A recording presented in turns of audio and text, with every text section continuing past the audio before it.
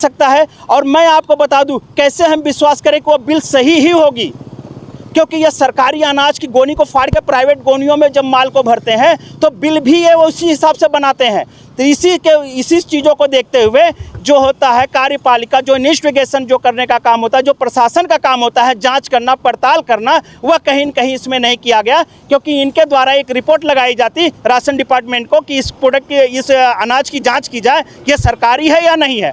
ऐसे हमने पहले ही कहा था कि एक लैब में नहीं 2-3 लैबों में दिया जाए, क्योंकि एक लैब में इनकी अगर सेटिंग हो सकती है तो 2-3 लैबों में नहीं होगी, प्राइवेट लैब में भी दिया जाए। क्योंकि सरकारी जो माफिया हैं इनके सर्कल बहुत बड़ा होता है, मैंने आपको बताया है, पहले भी बताया। और लखन का जो कंप्लेनर है उन्होंने प्रशासन को बताया, लखन जैसे माफियाओं ने ऐसे कालाबाजारी करते हुए उन्होंने अलग अलग प्रकार के जो है जैसे एमडी या गांजाओं की, ऐसा उन्होंने बताया कि उन्होंने सप्लाई भी किया ऐसी चीज़ों में। तो वैसे ही क्या मुंबई से क्या ऐसे कार्य करने वालों की क्या कमी हो गई है? क्या वो क्लियर हो गए हैं कि इस प्रकार के धांधलिया कार्य नहीं होंगे फ्यूचर में या नहीं हो रहे हैं? इन्हीं सब को देखते हुए उन्होंने कहा प्रत्येक गोनी की जांच होनी चाहिए थी। हर गोनी की जांच करने के बाद ही इस गाड़ी को छोड़ा जाए और उसके पहले लैब रिपोर्ट आनी चाहिए थी कि यह माल सरकारी है या नहीं है। और एक लैब रिपोर्ट की बात नहीं, हम 2 से 3 लैब की बात कर रहे हैं, क्योंकि ये बड़े माफिया हैं। 700 गोनी अगर जो माल अगर एक दिन में ले जा सकता है एक गाड़ी में, तो आप ये समझिए उसका कितना बड़ा नेटवर्क होगा। और इनके जैसे अगर जो है कार्य करने वाले लोग अगर समाज में अगर कार्य कर रहे हैं, रिस्क लेते हैं जैसे मैंने बताया और काम कर रहे हैं, तो इन लोगों को रिस्क लेने के बावजूद भी अगर इनको न्याय ना मिल पाए, जनता को न्याय ना मिल पाए, जिनके थाली के भोजन का अनाज ब्लैक होने जा रहा है, ब्लैक हो रहा है, इनका कहना है अगर इसमें अगर पारदर्शिता और सही जांच ना हो तो कहीं न कहीं जो है इन लोगों के कार्य और इनकी मेहनत बेकार जाती है, विफल जाती है और अन्याय होता है इन लोगों के साथ में। तो यह चाहते हैं जनता के साथ में अन्याय ना हो और इनके साथ में अन्याय ना हो, इसलिए पारदर्शिता के साथ में न्यू मुंबई के हद में अगर गाड़ी है तो न्यू मुंबई के हद को पुलिस को दिया जाए और वहाँ निष्पक्ष जांच की जाए और लैबों में 2 से 3 लैबों में दिया जाए, ताकि हर एक लैब की रिपोर्ट देखी जाए कि अब माल कौन सा है, सरकारी है या प्राइवेट है। और अगर वीडियो आपको अच्छी लगी, आपकी राय आप जरूर दीजिए, कमेंट करिए, इस वीडियो को ज़्यादा से ज़्यादा शेयर करें। और हमारा काम सिर्फ यही है, हम चाहते हैं कि प्रशासन हमारा सहयोग करे, हम प्रशासन का सहयोग करें। और ये कंप्लेनर जो हैं ये भी यही चाहते हैं प्रशासन इनका सहयोग करे और ये प्रशासन का सहयोग करें, ताकि ऐसी कालाबाजारी समाज से बंद हो और गरीबों का जहाँ पे कालाबाजारी राशन हो रहा है, उनकी थाली का जो अनाज जो है कहीं कहीं बाजार में बेचा जा रहा है, उनको हर एक यूनिट का 5 किलो नहीं मिलता। मैं बता दूं, कोई भी राशनिंग ऑफिसर, मैं चैलेंज करता हूं, पूरे भारत को चैलेंज करता हूं, पूरे भारत का कोई राशनिंग ऑफिसर अगर बता दे कि उसके वार्ड या उसके क्षेत्र में हर एक यूनिट का 5 किलो बराबर दिया जाता है, नहीं बोल सकता, क्योंकि बहुत बड़ा विशाल नेटवर्क है कालाबाजारी का। और इसको रोकने के लिए अगर समाज में कुछ लोग बाहर आते हैं तो उनसे सवाल होते हैं कि कैसे पता आपको ये सरकारी राशन है। तो मेरा सवाल उनसे है कि ऑफिसरों से कि उनको कैसे पता कि 700 बोरियों में सरकारी राशन नहीं है? क्या उन्होंने मुंह डाल के देखा है इस गाड़ियों में? 700 गोनियों को उन्होंने चेक किया? क्या 700 गोनियों को उन्होंने नीचे उतारा? क्या एक भी गोनी उन्होंने नीचे उतार कर जाँच की? सिर्फ कागजों पे जांच होती है, और अगर कागज पे जांच नहीं हुई तो ये 700 गोनी नीचे उतरनी चाहिए थी, उसके जांच होने के बाद फिर लादना चाहिए था, लेकिन ऐसा कुछ भी नहीं किया। मैं आपको बता दूं, थोड़ी सी अनाज जो है वहाँ पे गिराया गया हुआ है और जाने पता नहीं क्यों गिराया गया, शायद घर ले गया है कि क्या किया गया वो हमें नहीं पता, क्योंकि जो लोग कंप्लेनर हैं उनको कुछ भी इंफॉर्मेशन नहीं दी गई। और आज जो है अलग जो है विटनेस बोलते हैं, साक्षीदार, जिन लोगों ने गाड़ी पकड़ा उनको साक्षी न बना के जाने कहाँ से पकड़ के लाके साक्षी बनाया गया। इन लोगों का कहना है, कंप्लेनर का यह चीज़ कहना है कि वो जानते ही नहीं, उनको ABCD पता नहीं कि वो माल कहाँ से आ रहा है और उनको साक्षीदार बना दिए। मैं बात करूँगा कंप्लेनर से, उनका क्या कहना है। मैं जिन बातों को कहा उससे आप सहमत हैं या नहीं? जी, मैं बिल्कुल सहमत है। मुझे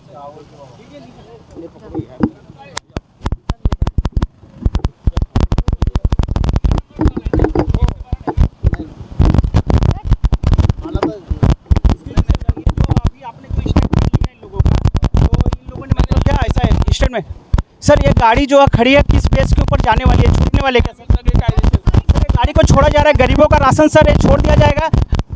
सर ये गरीबों का राशन छोड़ दिया जाएगा बिना जांच के, ऐसा लोगों का कहना है सर। तसं नाही आहे, कायदेशीर त्याच्यात कारवाई झाली तुम्ही बाईट माझी घेऊ नका चला सर जांच हुआ है राशन का कि इसका अनाज का सर जांच रिपोर्ट है सर जांच रिपोर्ट हुआ है सर जांच रिपोर्ट दिया गया इन लोगों को जो तकरार जिन लोगों ने गाड़ी पकड़ा था उनको सर कोई जांच रिपोर्ट दी गई है प्रशासन के पास कोई भी मैं बता दूं अनाज की कोई भी जांच रिपोर्ट नहीं है। पहले दिन ही हमने जब कवरेज किया था तो हमने बताया था कि राशन माफियाओं का जो होता है वो कभी भी सरकारी गोनी में माल लेके नहीं जाएगा, वह क्या करता है प्राइवेट गोनी में लेके जाता है। लेकिन जब ऐसे कार्यकर्ता जब अनाज को पकड़ लेते हैं या गाड़ियों को पकड़ते हैं तो उस गाड़ियों का जो है कंफर्म करना जो है यह होता है कंफर्म करना कि वह अनाज जो है सरकारी है या प्राइवेट है।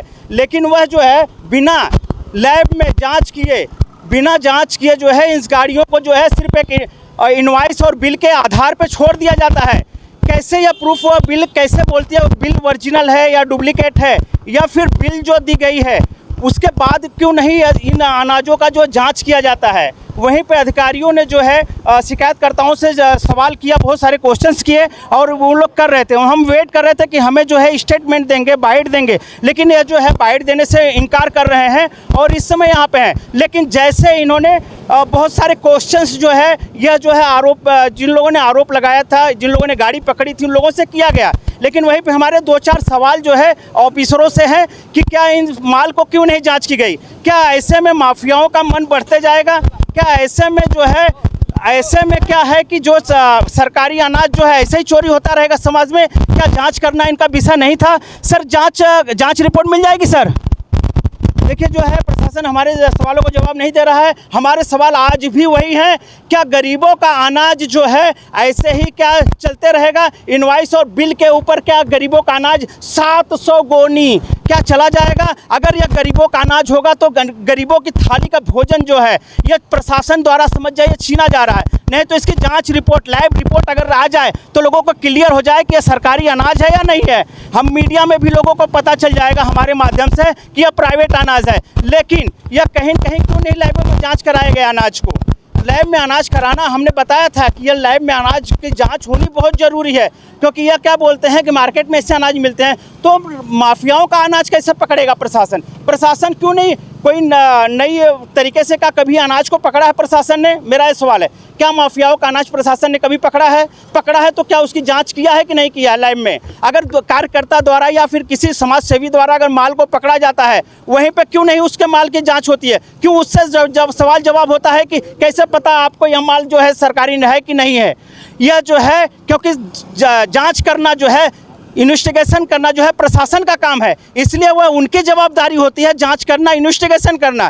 कार्य जो है यह सबके निगाह पे सबके घेरे में यह जानते हुए भी कि यह सरकारी माल है, लेकिन उसके बावजूद भी यह नहीं बोल सकते कि यह सरकारी माल है, क्योंकि यह जो है माल है बिना प्रशासन द्वारा जांच किए और एफडीएस में राशन डिपार्टमेंट द्वारा जब तक ये कंफर्म नहीं किया जा सकता है कि यह सरकारी राशन है या नहीं है तब तक यह गाड़ी को छोड़ना नहीं चाहिए। और दूसरी चीज़ मैं आपको बता दूं, यह जो है ऐरोली न्यू मुंबई सरहद में जो है ऐरोली की तरफ यह गाड़ी को जो है पकड़ा गया था, लेकिन उस गाड़ी को वहां पे पकड़ने के बाद फिर से मुलुंड के तरफ नौघर थाने में जो है इसका इन्वेस्टिगेशन हुआ। लेकिन जब हम बताते हैं सरहद जब न्यू मुंबई की है तो मुंबई में इसकी जांच और कार्रवाई कैसे हो रही है, वहीं पर सवाल यह उठता है। फरियादियों ने जिन लोगों ने गाड़ी को पकड़ा उन लोगों का यही सवाल है, अगर न्यू मुंबई में गाड़ी को अगर पकड़ा जाता है तो मुंबई में इसकी जांच कैसे, इसको न्यू मुंबई में इसकी कार्रवाई क्यों नहीं की जा रही है। क्योंकि इन्हें जो है कोई इनको सिर्फ एक ही इनका कहना है कि हम ये चाहते हैं कि गरीबों का अनाज जो है किसी भी तरीके से कालाबाजारी नहीं होना चाहिए, रुकना चाहिए।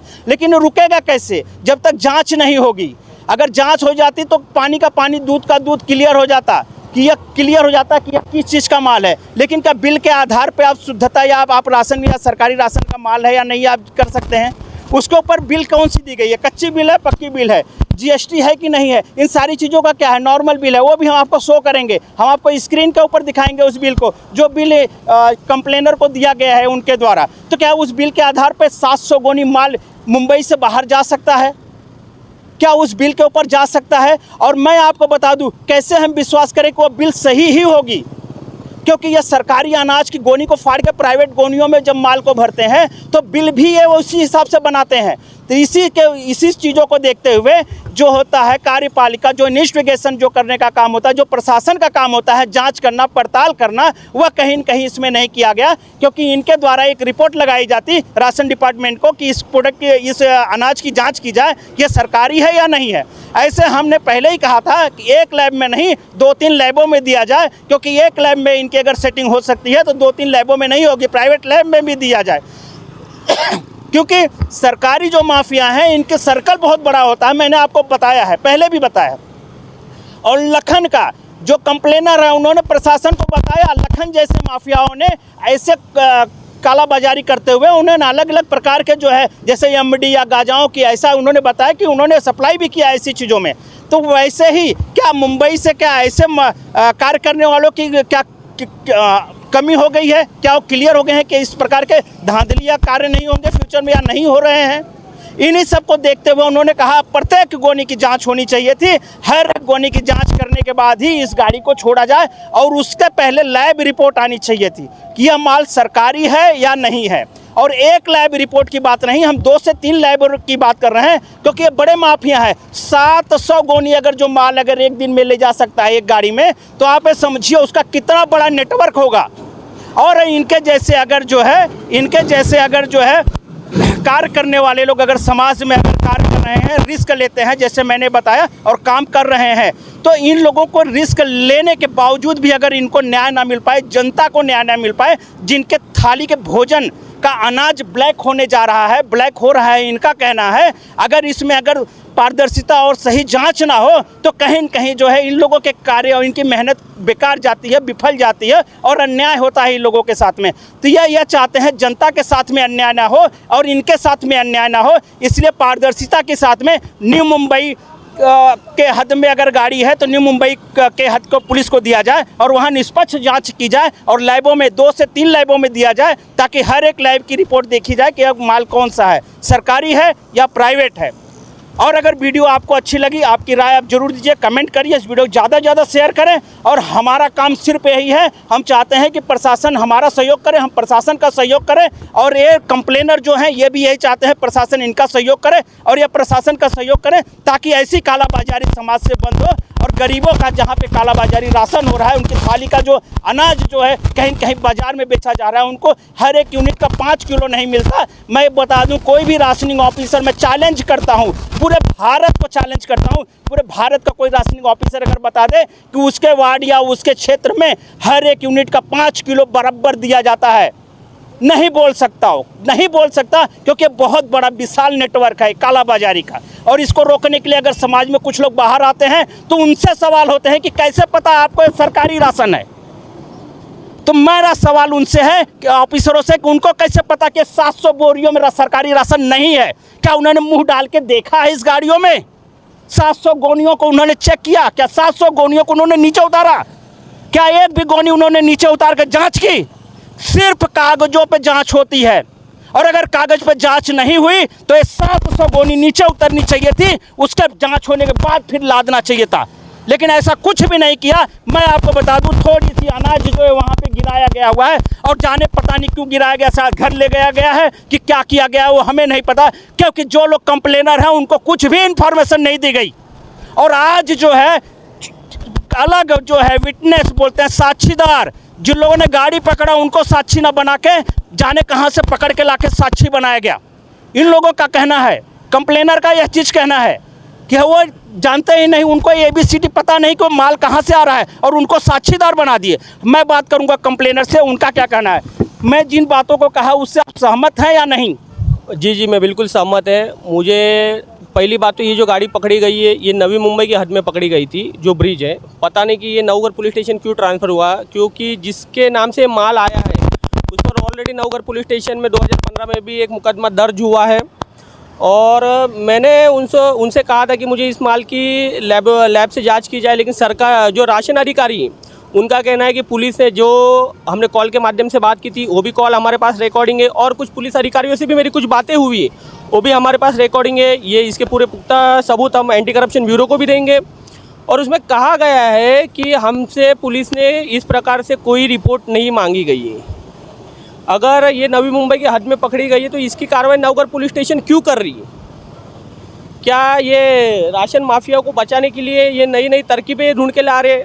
आज हम हमारी जान पर खेल के गाड़ियों को पकड़ते हैं कि इसमें कि किसी भी कि जो आम जनता का जो राशन है जो चोरी हो रहा है उसको कहीं ना कहीं लगाम लगा है। भ्रष्टाचार जो नारा दिया जा रहा है गवर्नमेंट से, मैं देवेंद्र फडणवीस जी से ये कहूँगा कि ये अगर ऐसी डिपार्टमेंट में अगर आपके अधिकारी होंगे तो ये महाराष्ट्र, ये देश कभी भ्रष्टाचार मुक्त नहीं हो सकता।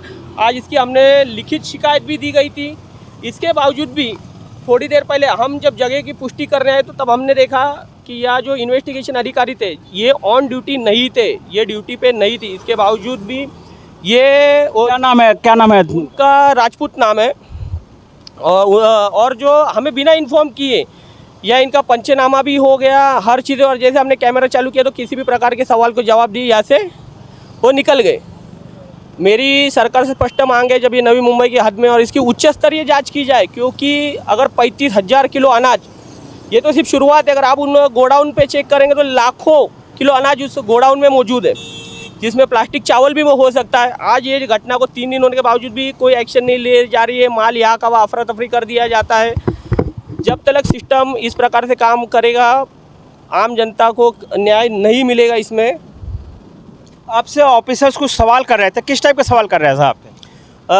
सारे जैसे जो एसओपी नियम ऑफिसर मुझे ही समझा रहे थे और उनका ये कहना है कि पूरी क्लीन चिट है, गाड़ी को छोड़ दिया जाए, गाड़ी में कुछ नहीं है। ठीक है, अगर इसकी जिम्मेदारी, आज मैं आपके कैमरे के माध्यम से बता रहा हूँ, कल कोई भी हादसा होता है, मुंबई में किसी भी प्रकार का विस्फोट होता है तो इसकी जिम्मेदारी भी अब नवघर पुलिस स्टेशन की ही होगी। जो इन्वेस्टिगेशन ऑफिसर जब वो ऑन ड्यूटी थे ही नहीं तो वो यहाँ आ रहे, पंचनामा कर रहे हैं, कैमरा देखते हुए चले जा रहे हैं। पंच का है, फिरियादी को किसी भी प्रकार की इन्फॉर्मेशन नहीं दी गई। ना रेशन विभाग से भी जब हमने संपर्क किया तो रेशन विभाग का भी कहना है कि पुलिस ने हमसे ऐसे किसी भी प्रकार की रिपोर्ट की मांग नहीं की। अगला कदम आपका क्या होगा? मैं वरिष्ठ अधिकारियों से मिलूंगा और साथ ही में मैं कल एंटी करप्शन ब्यूरो भी जाऊंगा।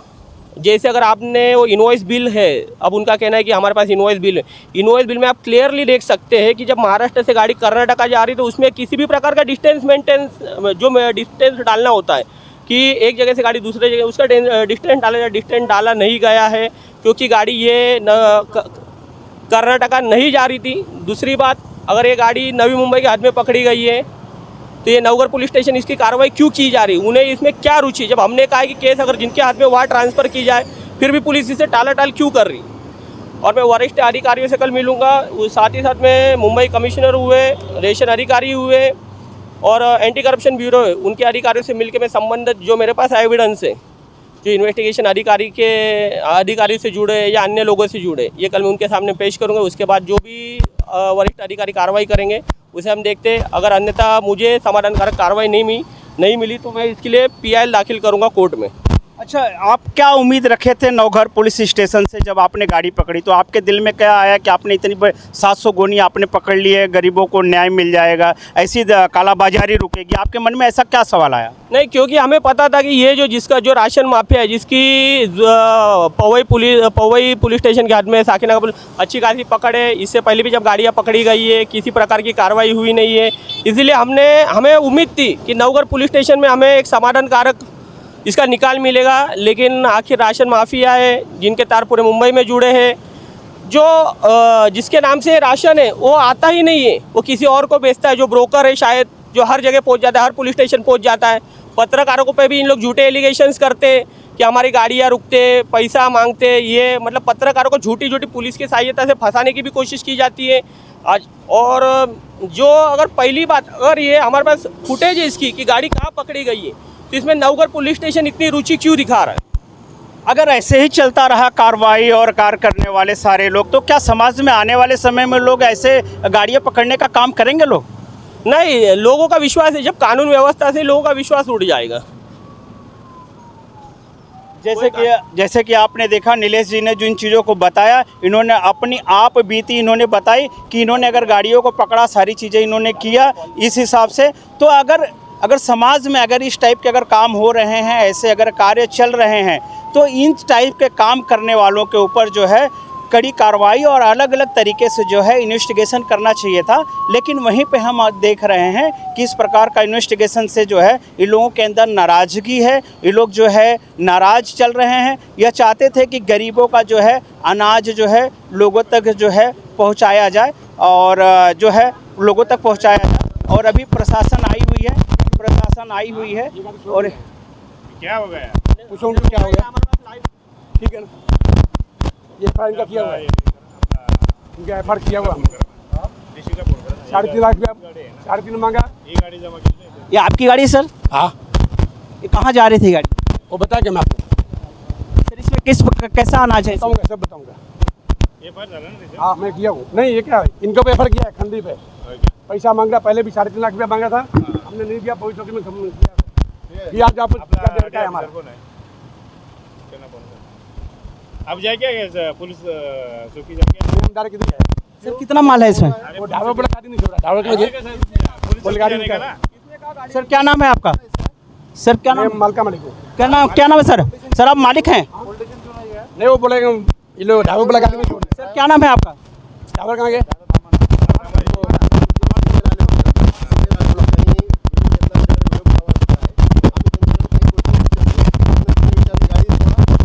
बाजूला झालो त्यानंतर आमचं तुम्ही बघू शकता, काही फाईल ते बघू शकता, आमचं बोलणं इथं चालू होता। आता ते विचारलं गेलं काय माल आहे ते बघा काय सांगतात। कितना माल है? आपको पहले को ऑनलाइन पैसा दिया हुआ था, सर आपका कितना माल है? वो 3.5 लाख रुपया खंडी है। सर कितना माल है आपके पास? ठीक है हाँ, मैं फोन करा होटे ऑफिसरला। सर ये कितना माल है इसमें? वो बिल पे लिखा है क्या है वो? सर ये बिल के ऊपर लोग बोल रहे थे कि कच्ची बिल है, ऐसा कुछ क्या पक्की बिल जीएसटी के साथ? जीएसटी हुआ है, जीएसटी पूरा भरा हुआ पैसा है। कहाँ माल जा रहा था सर ये? जैसे कि यहाँ पे आप देख रहे हैं, यहाँ पे जो है सर क्या नाम होगा आपका? सर नाम क्या आपका? सर जैसे कि प्रवीण दामी करके बताया जा रहा था, इनका नाम ये जो प्रवीण दामी जी हैं ये मालिक हैं, जो कि अभी तक इनका जो है पता नहीं था, लेकिन आज अभी इस समय आ गए हैं। गाड़ी इतने समय तक थी और कितना माल है यह हर चीज़ों को स्पष्ट जो है बताना नहीं चाहते। और इनके ऊपर भी और क्या इनके ऊपर भी केस चल रहे हैं क्या? कहीं पे इनके ऊपर केस है क्या? नवगढ़ पुलिस स्टेशन में 2015 का मुकदमा दर्ज है। अच्छा, जो इनके ऊपर आरोप लगा रहे हैं इनके ऊपर भी जो है नवगढ़ पुलिस स्टेशन में जो है इनके ऊपर भी केस जो है किया गया हुआ है। ऑलरेडी इनके ऊपर भी केस चल रहा है, ऐसा इन लोग का कहना है जो ये मालिक हैं। और यहाँ पे जो है त्यांना विचार सुद्धा कॉल केला कोणी कोणी केलं 100 नंबर एक केले होते अहो ते ऑफिसर कोण त्याचा नंबर लावा ना। मग नाईटवाला सांगा ना, ते नाईटवाला कोण आहे? चालू आहे। कट करो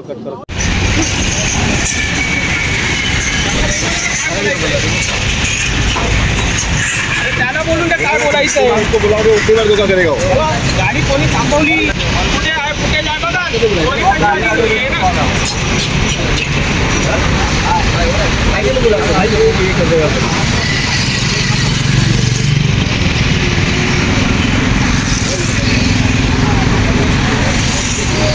एक तासाची रेकॉर्डिंग आहे इथली आतापर्यंतची। जर आम्ही कुठेही गाडी अडवलेली असेल तर कारवाई करा तुम्ही।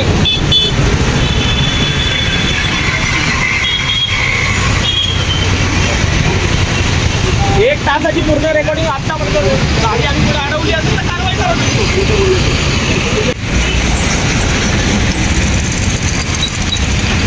पूर्ण पवई पोलीस स्टेशनचे वरिष्ठ अधिकारी आले, त्यांनी आम्हाला विचारलं तुम्हाला गाडी सोडायची की नाही? आम्ही बोललो सर गाडी घेऊन जा आम्हाला। मात्र जे 100 आले कॉल झाल्यानंतर त्यांना विश्वास नाही आहे, ते सांगते त्यांनी कंप्लेंट अहो त्यांनी तर आम्ही सांगतो म्हणजे आय डी एक्स तुम्ही चेक केलं का ते? तर तुम्ही आम्हाला SOP वाचून दाखवल्या। आता इकडे आमच्याकडे महिला पत्रकार आहे, तर आम्ही सांगू का की त्यांनी त्यांची शुल्क काढलं देणार का लगेच त्याच्यावर? आमच्याकडे सर्व व्हिडिओग्राफी केलेलं आहे। हे घाबरवणं, हे दबाव टाकणं, याला आम्ही घाबरत नाही। जर